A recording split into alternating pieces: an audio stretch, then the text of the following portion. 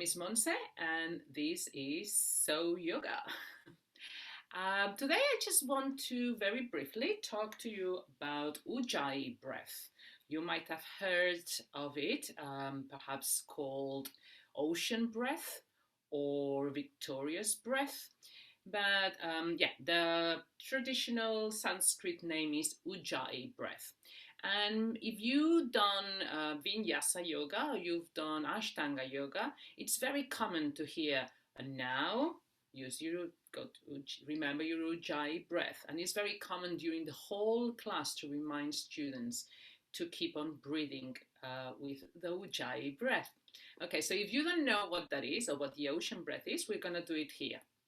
And I'm going to show you how to very easily understand what it is, the Ujjayi breath. But before we do that, I also would like to clarify that you don't need to be doing that breath throughout the whole class in every class.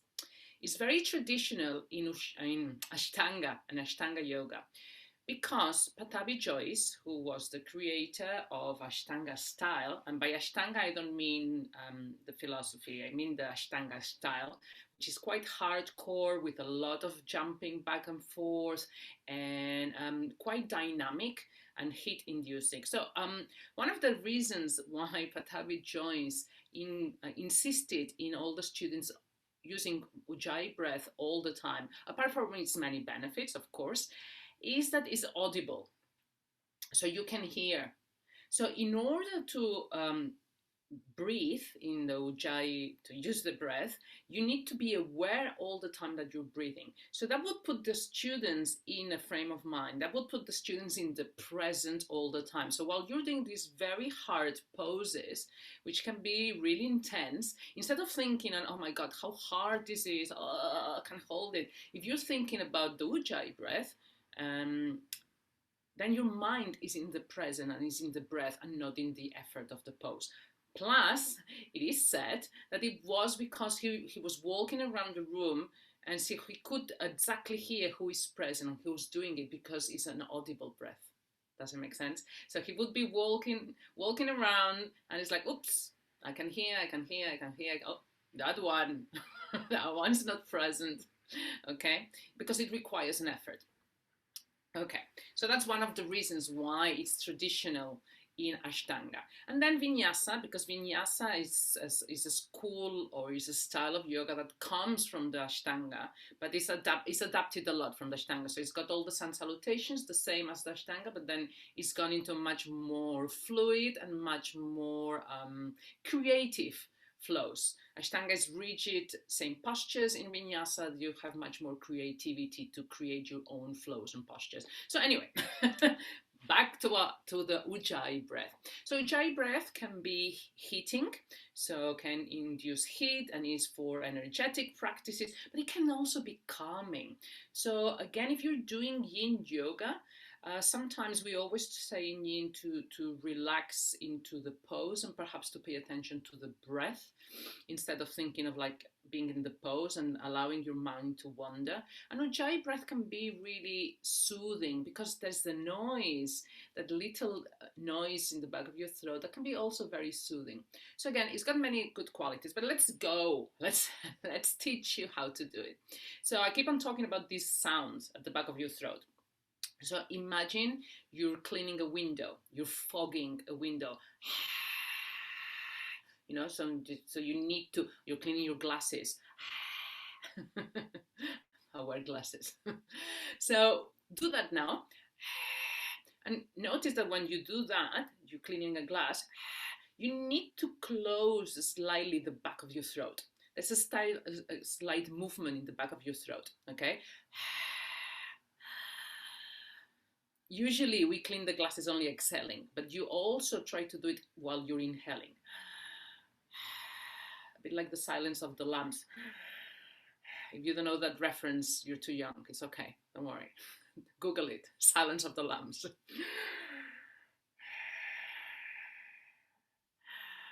Looks Darth Vader, again, that same sort of sound. Okay, so now you're going to try to do the same sound, but with your mouth closed. So you're still breathing through the nose, but you're still keeping that sound going. So the back of your throat is still closed. Can you hear?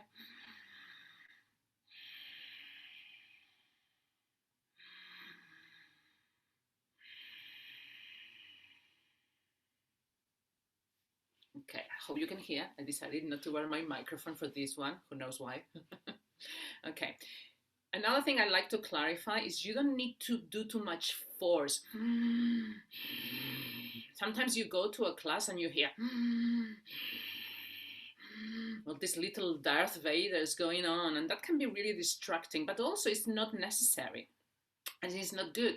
It's a soft breath and a slight contraction. So you should be able to hear yourself, but the person next to you, well, if you're practicing at home, imagine there is a person next to you, they can hear, okay? Sometimes in class, the teacher, and I've done that many times, and also perhaps you have a microphone, so you hear it much louder, or the teacher, like I do, sometimes I exaggerate a bit the sound, like I'm doing now, because I want the student to be able to hear me. But the problem is that then students try to imitate that and they go much louder than they need to. So things you need to remember. You don't need to do it in all the classes. It's not a requirement. It's a type of breath. You can also just do it on its own. Just spend a few minutes just before a class or in meditation. And if you have problems meditating, again, it's a really good breath to start getting you in the path of meditation, because you have to really focus on the breath. So just focus put the alarm clock 1 minute doing this breath, focusing on the back of the throat. And there you got it. You've meditated for 1 minute. Okay. And remember why Patavi Joyce asked all the students to do this breath, so he could hear them and know who is being focused and present. And that you don't need to be too loud. Okay. It's not good for you and it's distracting as well. Okay. So let's practice for 1 minute together. Minute? Minute. Okay, so just close your eyes and try it. And if it doesn't come easily at the beginning, it's normal. It's normal. Just practice. Just close your mouth and focus on that little noise in the back of your throat.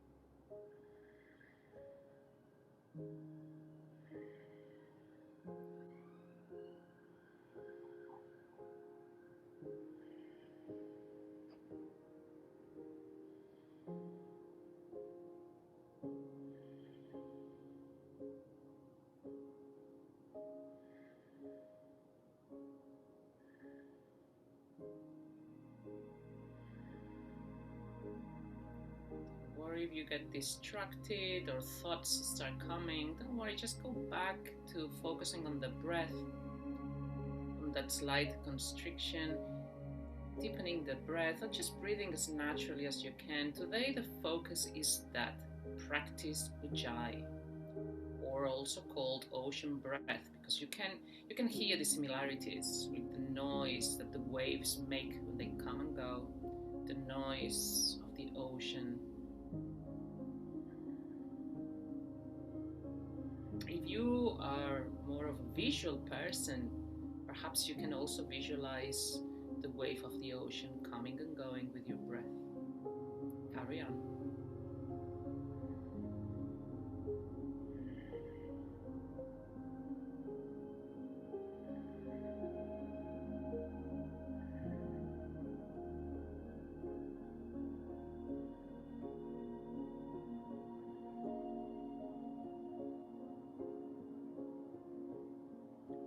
now just breathe normally. Let go.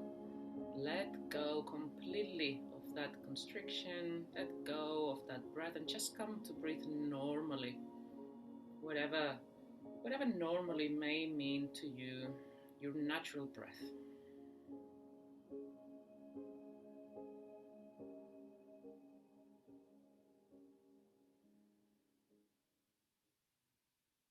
And open your eyes if you had them closed. And that was it. You have learned Ujjayi breath, and you've meditated for like a minute, nearly 2 minutes. Okay, I hope you enjoyed this video. I hope it was useful to you. If you have any question, please leave them in the comments. That would be amazing. If you have any comment, please leave it in the comments. And if you want to see more of this type of videos, just let me know. Please subscribe to my channel, and I hope to see you back again. Thank you so much. Thank you.